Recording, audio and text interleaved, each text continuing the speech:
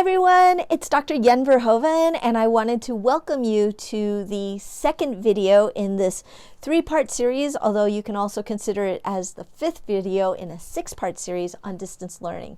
In this video, I'm going to talk about how you can evaluate resources for quality over quantity, and then how you present those resources to families so that you're not overwhelming them and you are inviting them in to help you with the teaching process when they're at home. So without further ado, welcome to That's Why, and welcome to the video.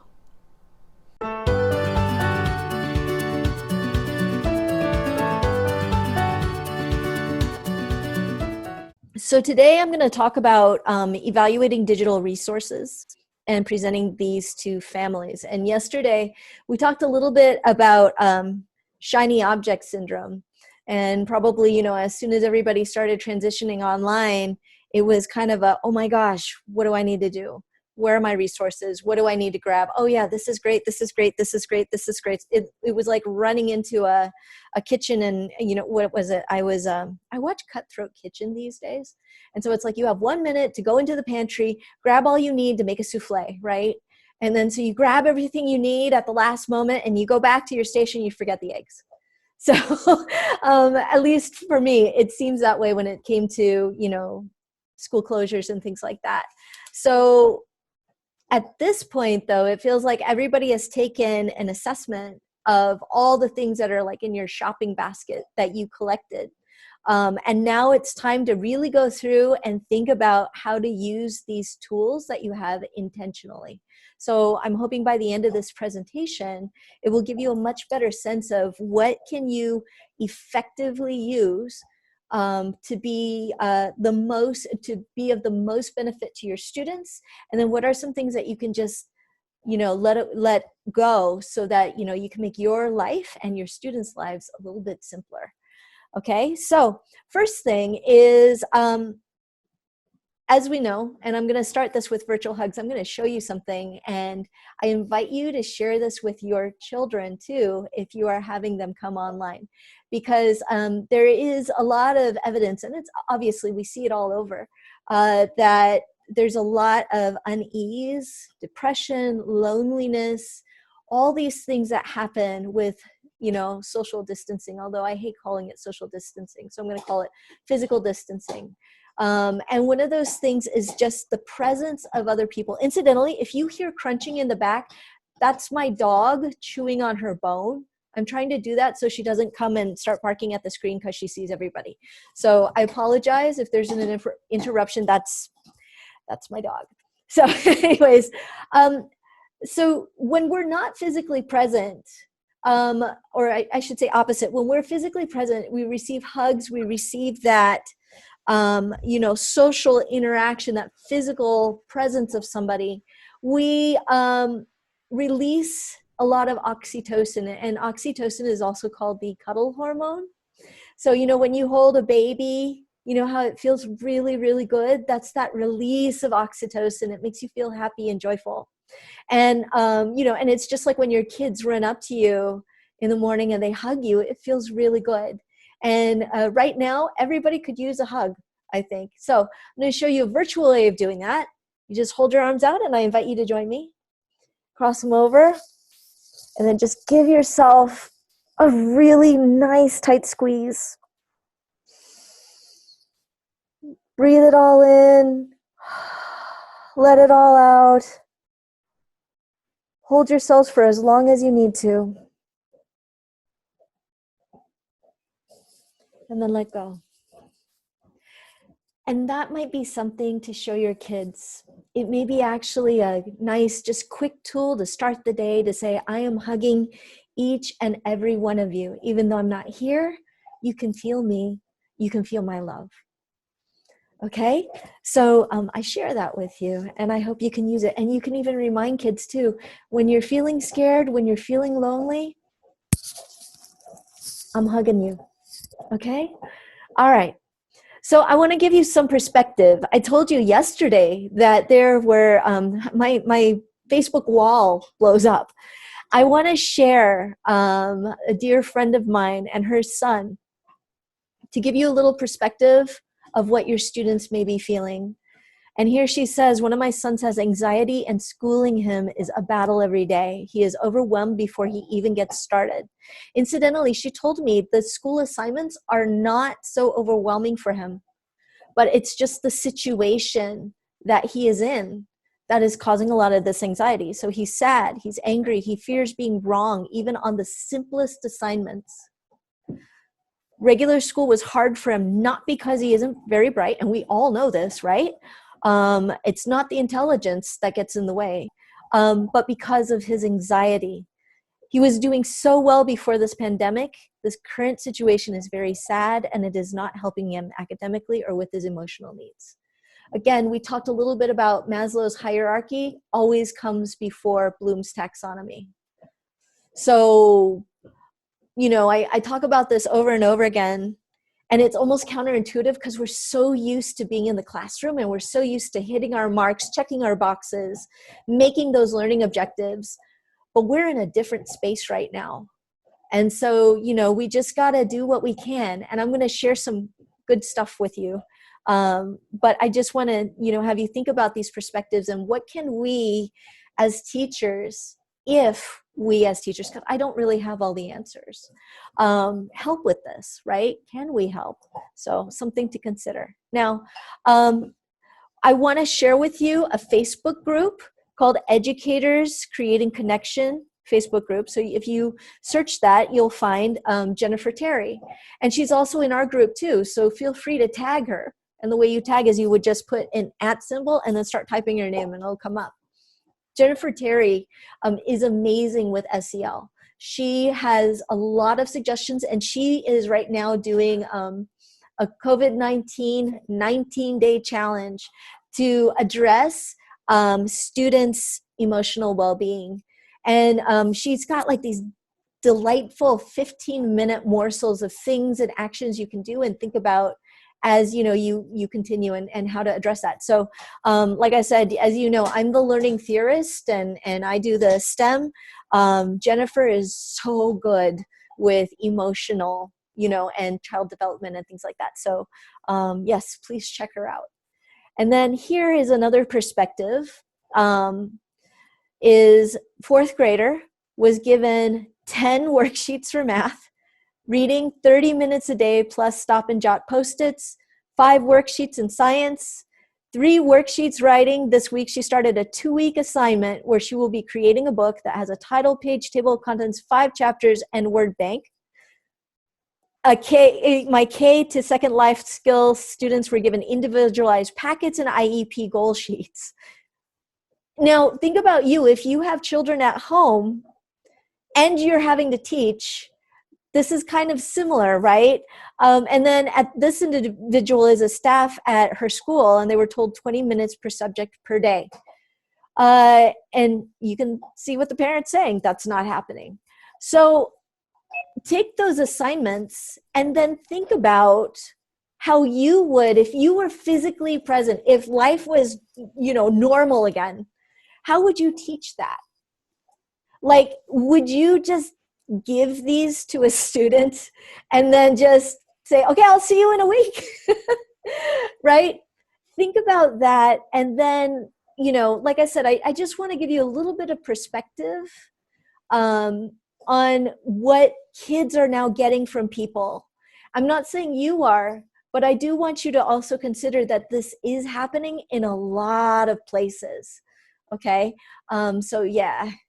And then I'm seeing Aubrey just said, my dear friend basically got 20 plus sheets per day. Oh, hey. Yeah, we didn't get to talk about that yesterday because we didn't talk in the afternoon, but she sent me a screenshot of what they're expected to do for the next week. And it was just, the teacher basically took everything they were learning in the classroom and just made worksheets for it and sent it all for this first grader. Like, and I just told her, take it easy. Yeah, a first grader. He is 7 years old. Wow. Yeah. Oh, wow. And as you're saying, Kathy, the same thing with her children. Great. So this, you know, like I said, and I just want to offer some perspective, you know, and we talked about, like, this week I changed the group to Rebels Teaching Elementary STEAM for a reason. And that reason is, with this perspective, how do we move forward, right? This is happening to our students in some form or another. Even when we're connected with parents, like Aubrey, you actually saying, okay, it's 20 pages, you've got a first grader. It's okay, take it easy, you'll be all right. Even reaching out to your friends and family on Facebook where this might be happening is a good thing to just put people at ease, right? Do what you can, is what I'm saying, because yes, this is in a lot of places right now. Okay. And then think about this. How would you teach this in your classroom? I know there is no way you would have given a kid a 20-page packet and said, here you go, a first grader, no doubt, right? With probably working parents. I remember this. I almost want to coin a talk to it, and it's called Kindergarten in the Living Room, because that's actually, what one of my parents said is like, it's kindergarten in the living room. So, okay. So I want to give you a distance-ish formula for time. This is by no way backed up by research, although there is a lot of research that talks about the cognitive load of distance learning. But this is going to give you a little bit of perspective on how you kind of gauge your timing for these assignments, okay? 3 face-to-face hours is approximately the equivalent of 1 distance learning hour. So if you're assigning, because I know there are administrators out there, I know, and I hope that they are not your administrators, but if they're saying you should assign 6 hours a day, you've just given an assignment of 18 face-to-face hours. So with that in mind, it is okay to go to your administrator and say, you do understand that there's a very different way of teaching online, and it's going to take a lot more time. Okay. And just to do the math, right? 6 distance learning hours is about 18 face-to-face hours. So it's a 3-to-1 ratio. Okay. So 1 face-to-face hour is approximately 20 distance learning minutes. So remember back to that 4th grader who's doing 20 minutes in every subject. And what do you teach about, like maybe 5 subjects, right? So it's a lot. It's a lot.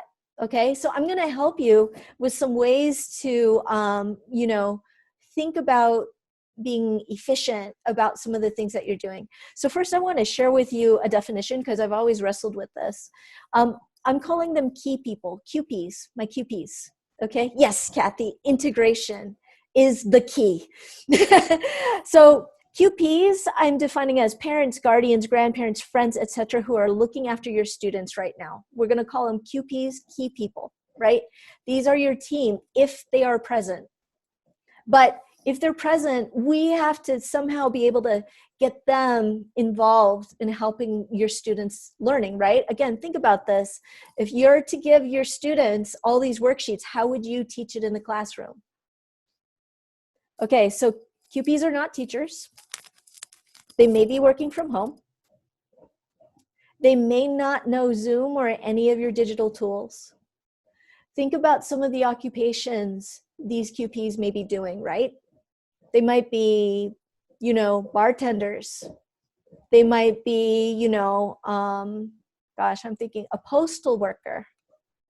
They might be, people that are not really using the digital interface. Even engineers. My dad never used Zoom. So, they may not know these tools that you're giving them, but the situation is, you have got to figure out a way for them to help you, because I don't think it's possible for an elementary child to self-teach themselves these things. I mean, there are going to be exceptions, but really, we have this issue with college students. So, how do you do that, right?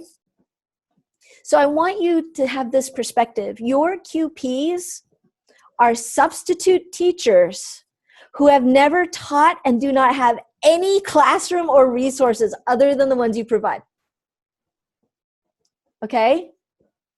So imagine substitute teaching. I want you to do that. So when you're forming your distance learning plans, yes, I agree, Jennifer. I think because we have to think that way. Imagine giving a substitute teacher 1 week worth of lessons. So how do you do it? And your substitute teacher has the advantage of being in your classroom and has the advantage of those resources, right? Now they don't. So what tools can you give them to help them teach the assignments that you've provided? And then I saw Kathy put in there STEM teaching tools. I love STEM teaching tools. That's a great place to start. There's a lot of scaffolds there to help with this that you can share with parents. It's organized in a really great way, so definitely check that out, please. Right. Okay. And there is actually, I have to say, self-promoting here, but just finished project 2 from that work with the Council of State Science Supervisors, NSELA, NSTA, lots of people. But I was one of the main authors. And if I find it, I'll go put the link in for resources. Okay. Thank you. Thank you very much. Okay. So yes, thank you. I appreciate that. So again, though, think about that as you're forming your tools, right? If you just throw a bunch of links at your substitute teacher, you know it's not going to go well. Now, granted, your teacher, your QPs aren't going to have a whole classroom full of kids, but even one kid can be a handful. So, Ernie, Kathy can give you the link. Oh, there you go. Thank you. So, and you have to show them to teach, right? Substitute teachers normally have some teaching experience. Parents do not. So help them, okay? And one of the things I want you to think about is how can you do more with less? Go deeply, go deep, not wide.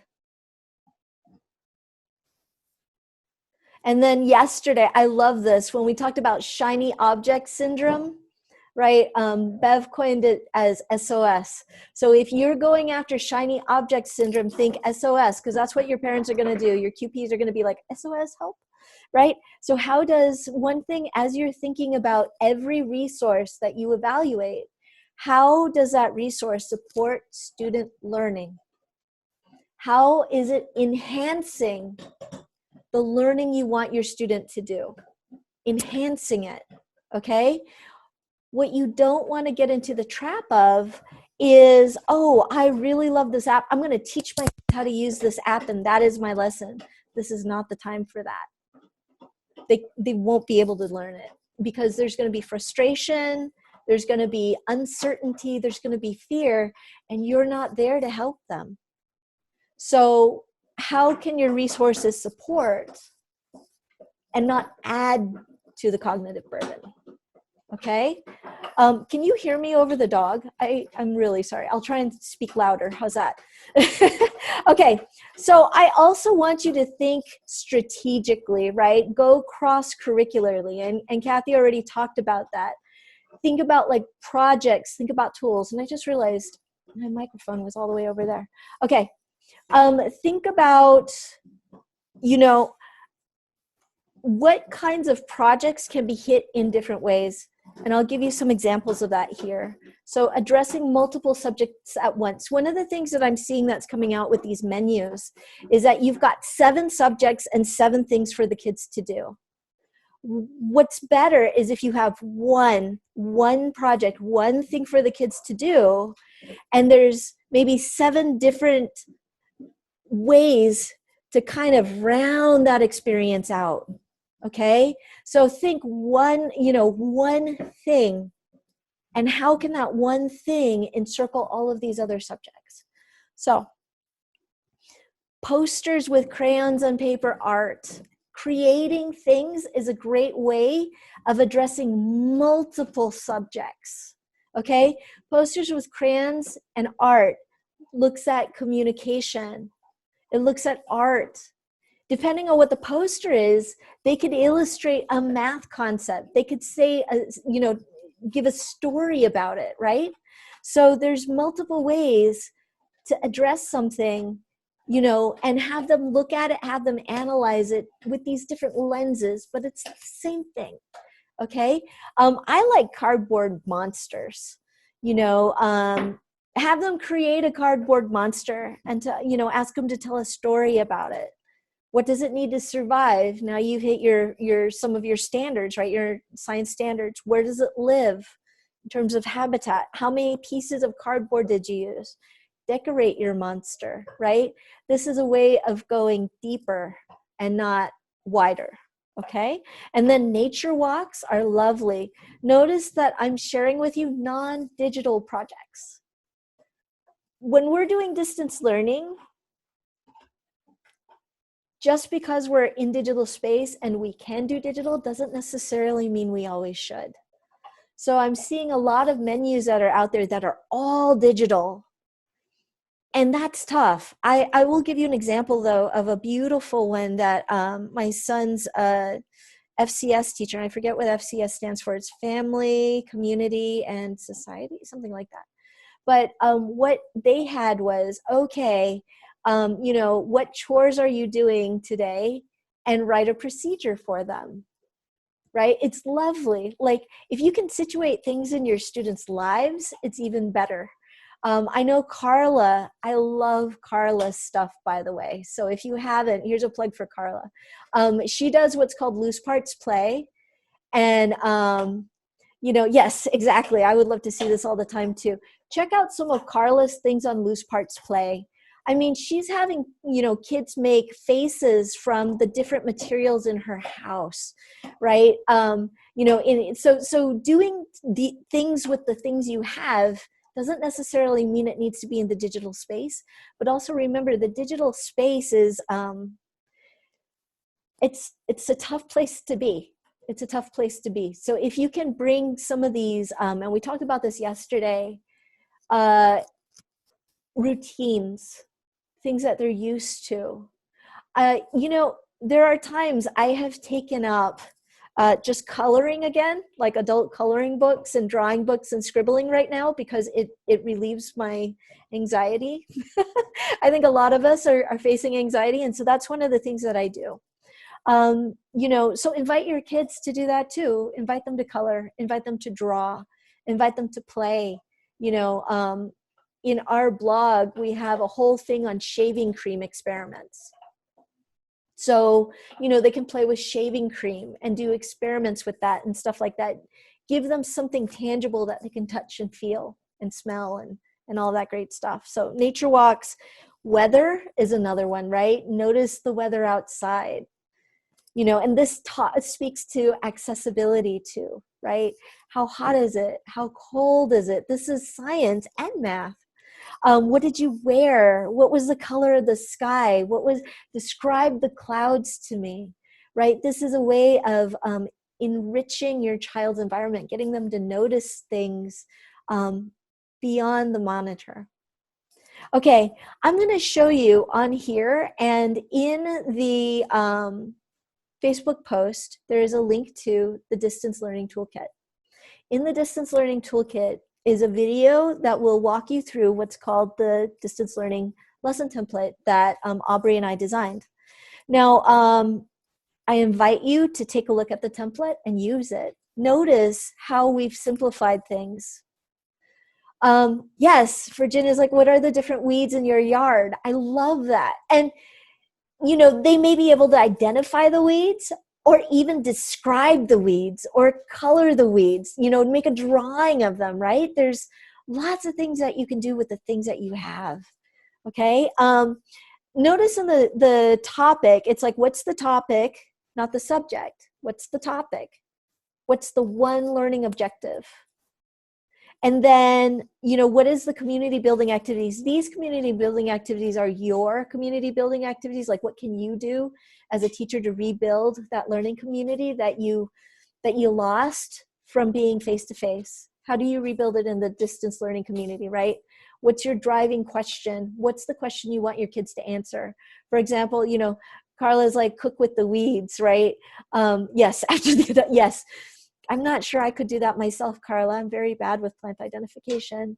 But different weeds, like being able to see what there we go. Being able to see what is a driving question?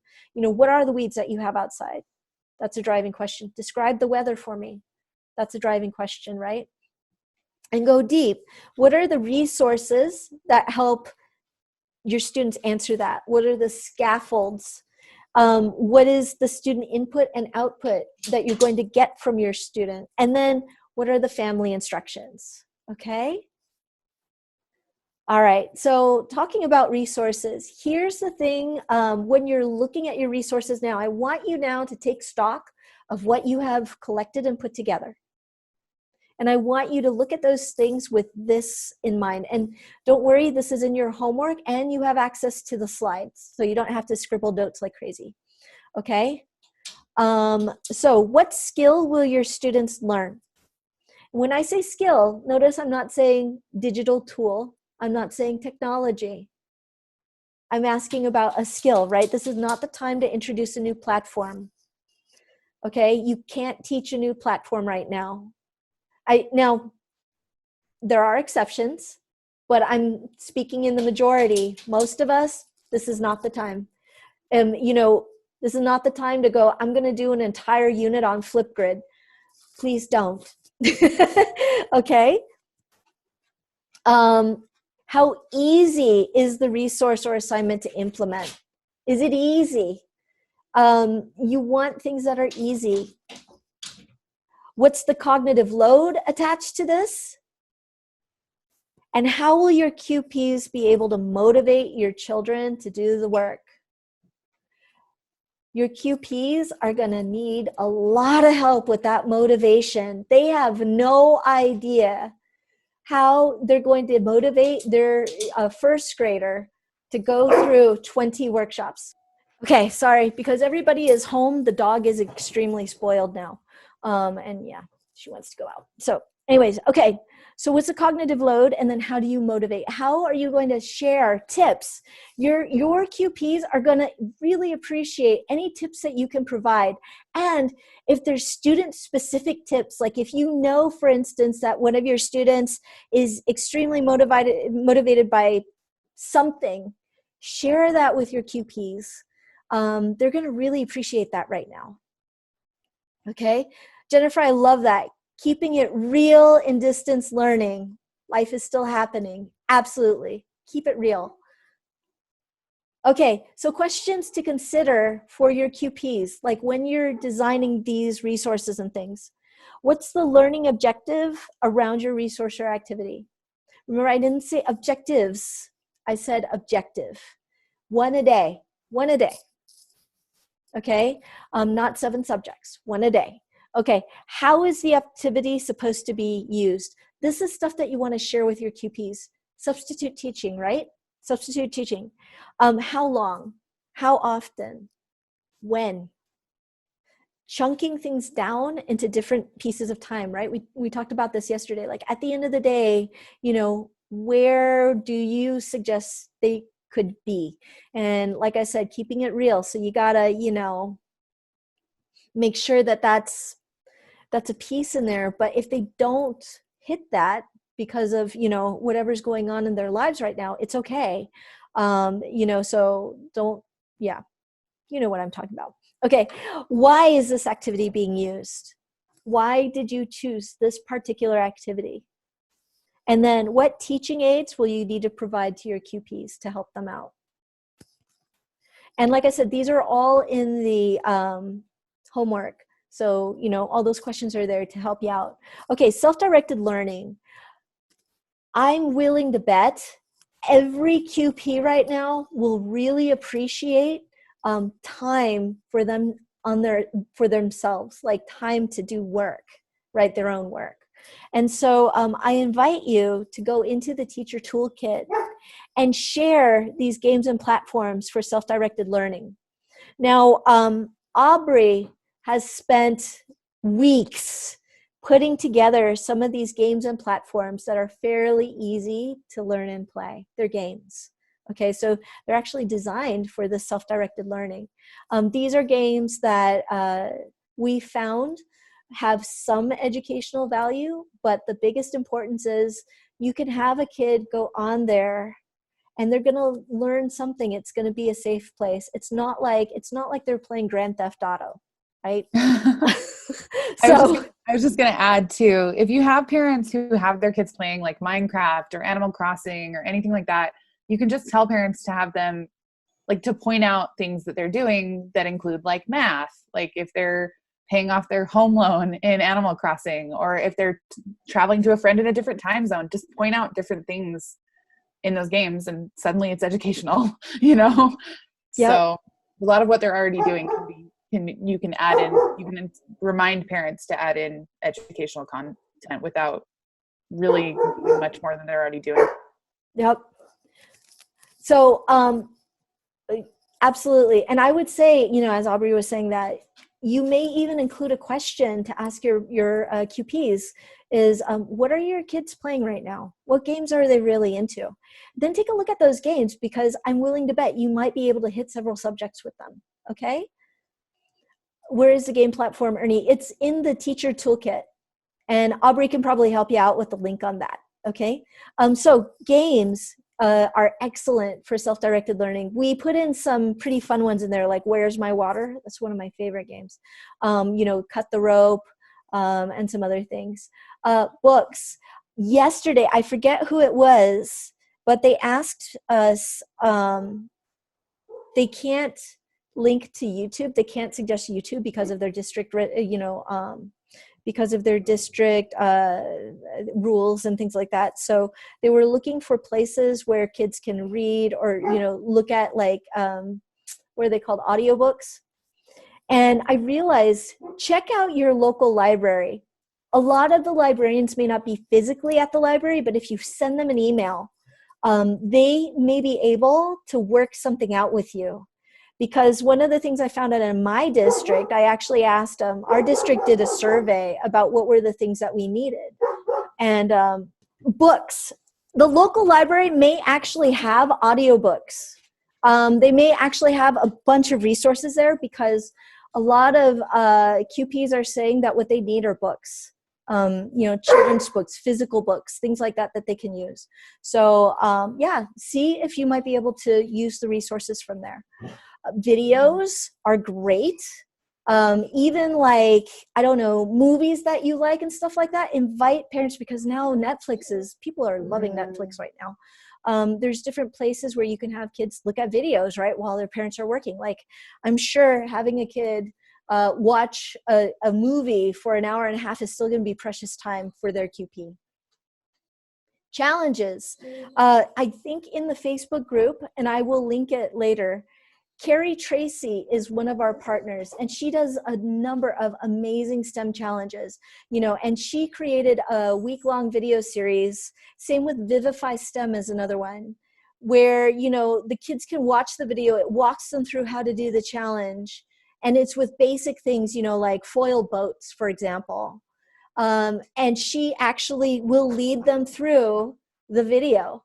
And then what you can do is you can provide a little bit of scaffolding to the parent on what to do, right? Like what to expect, you know, and how to invite them in. The other thing is, in the toolkit, you'll see that we also provided online resources and offline resources. In the offline resources, there is a paper plane activity that I actually designed specifically for families. And if you access that activity, you can actually see the kinds of scaffolds that I put in to help parents out. So if you're looking kind of for a template for, okay, Yen, I get it, I want to be able to do these scaffolds, but I'm not exactly sure how, take a look at that, because it'll give you some ideas for how you want to create those scaffolds for your QPs, okay? And then your homework. I invite you to evaluate your resources. Take stock of what you're actually using. Take stock of the menus you've created. And then look at them in terms of what's the cognitive load? How much time am I actually assigning to my students? How much time is realistic for my students? Did I provide enough scaffolds, right? Eliminate what's non-essential. if it has no benefit to your student right now, just let it go. And then strengthen what you're using.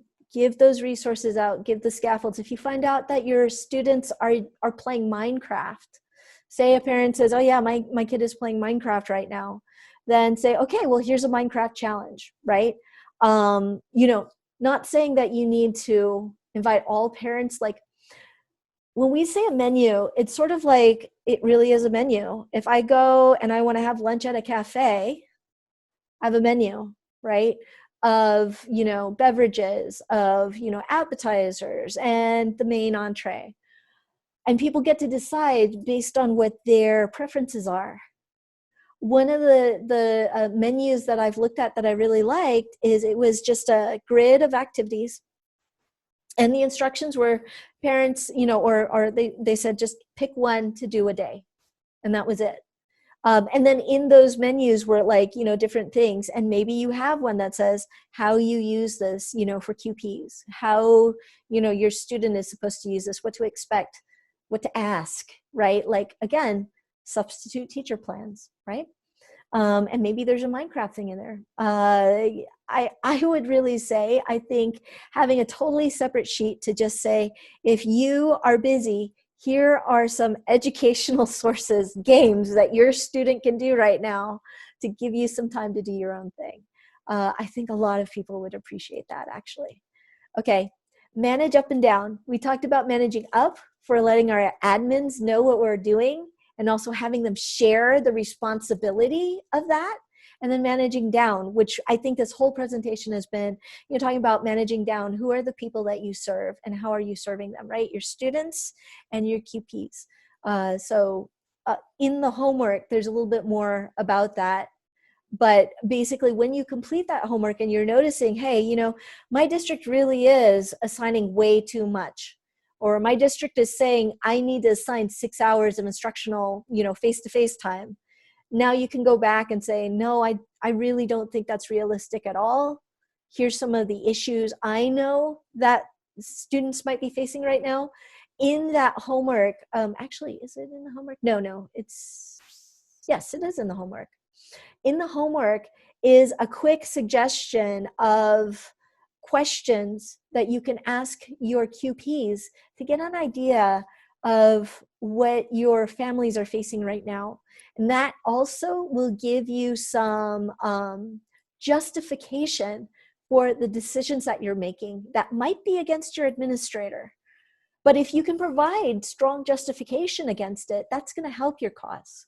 Okay? All right. I want you to remember this too. I pulled this from another colleague of mine. And I think it's important for you to remember that you have a superpower, your teacher. So this goes for parents, but in a way this goes for you too, right? Don't stress about the schoolwork right now. In September, I will get your students back on track. I am a teacher, and that is my superpower. What I can't fix is social emotional trauma that prevents the brain from learning. So right now, I need you to share your calm, share your strength, and share your laughter with your children. No kids are ahead. No kids are behind. Your children are exactly where they need to be. Your children are exactly where they need to be. Teach with your heart. You know what they need right now. So teach with your heart. And you know, no matter where they are, when they start your class next year, you will get them to where they need to go. You know that. I know that. So, woosah. Okay? This was something I was taught from a colleague of mine.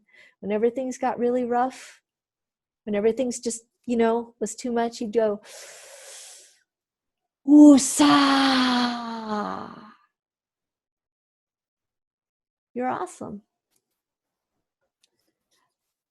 Okay, so managing up, use that homework to inform up. and then contact your QPs. Oh, I did write it in here, and ask them questions. Now is a really good time, to ask, like, how is things going? What help do you need? On a scale of 1 to 5, 1 meaning not well, 5 meaning doing very well, how is your child learning from home? That's going to open up the conversation to give you an idea of what's happening at home. And remember, yesterday I talked about, sending QPs an email or a letter or something to say, hi, I just want to check in. I'm going to call you at this time. I just want to know how things are going and what you need, right? How do you feel about the resources you're given? Obviously, that parent with the 4th grader is not having it. And it's good to think about that, right? Is it too much? Are there things that parents or QPs are finding are impossible right now? And what suggestions or what help can you provide? Maybe you can, you're going to think about it and be like, oh, wow, okay, I understand. I'll take that off because it's too much, right? What do you like about the resources? So, don't discard everything, but keep what works. Keep what works. Okay. And then what can we do to improve? These are questions, just to give you an idea. And then like the one that Aubrey added too, which I love, is what games are your students playing right now? What is your child playing? I'd love to know. Okay. All right. Q&A. So what distance learning issues are you having in terms of resources? Now I'm going to stop sharing my screen because stop sharing. Can you see me now? Yep. Awesome. All right. How can I help you? Are there any questions that people have? Yes, no, nothing right now? It may take a minute if they're typing them. That's true. I'll come on video too. Hi. Hi. Oh, it's my pleasure, Carla. Of course, of course. And, the other thing that I love about our community, and, Jennifer is in the community right now too. So, Carla does a lot of loose parts play, and she even said in her comments, I'm just going back, Minecraft creative mode as a digital loose part is amazing. Jennifer Terry is in here. She is the one that is, she's very good about, activities, considering, what you can do with emotional support for your students.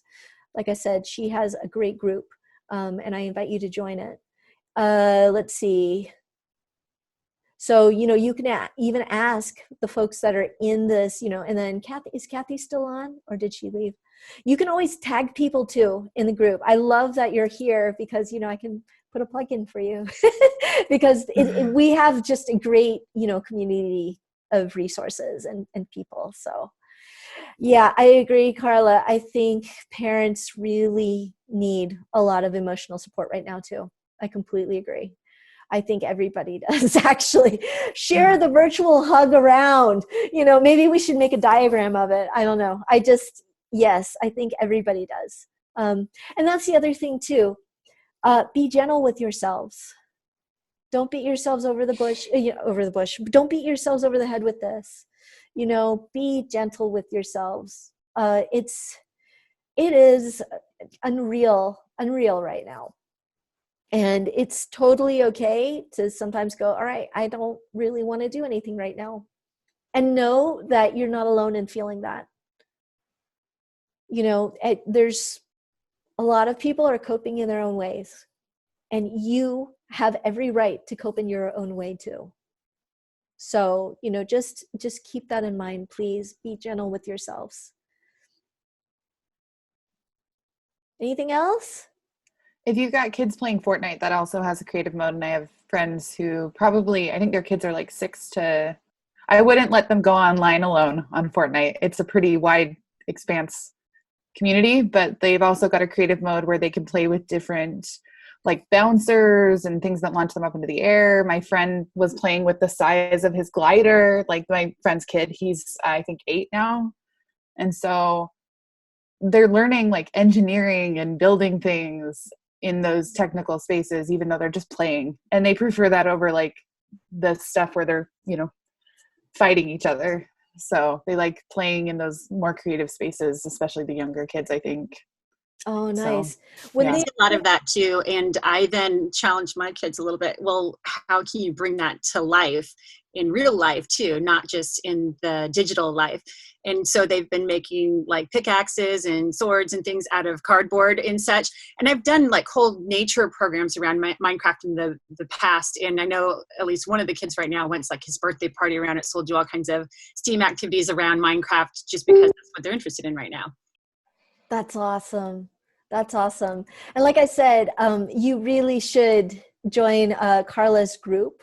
And she has a podcast as well. And, you know, I love her thread because you can see all of these amazing creative ideas. And I've even done some of them too. I made faces with all my like pens and pencils and things, like just because it's fun.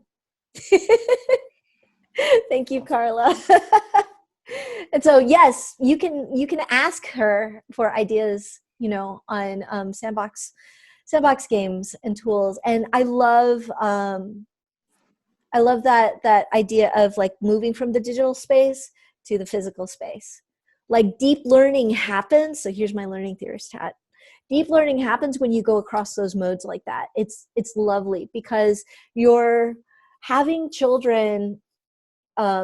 They need to be able to translate the actual information from one place, digital space, to the physical place. They have to think about how that information transfers over. How does it get re-represented? What gets lost and what gets gained in that, right? And how is that engineered in this other space? So, you know, I'm always a proponent for, you know, how do we take, like, for instance, cooking and turn it into a procedure that you write, or turn it into a poster, right? Because now you're going from physical space to a paper space, right? Or even, you know, there's just a bunch of ways to move across modalities that it just helps with the learning, and students have to apply that knowledge. Yes, experiential, absolutely, absolutely. Anything else? Okay, so I am going to, and please, there is a thread in Facebook right now that has, you know, the links that are mentioned in the video, and also a graphic of this video as well. So remember, STEMCon starts on Friday, and it is going to be wildly exciting. I will tell you, I'm really, really excited about it. You know, I'm stuck with, I love the Rosie Revere, the engineer books, and Andrea Beatty is going to be one of the authors that will be there. And I don't know if you've ever seen Michelle King's stuff. Michelle she is the learning instigator for a reason. And she will actually be starting some of the conference with a provocation, inviting teachers to think about how do we rebuild our society from this pandemic, and posing some questions about that as well. I love watching a lot of her things because she always changes my thinking in really good, productive ways. And she's going to be there. And then, like I said, there's various sessions. I'll be there if you like the stuff that I do.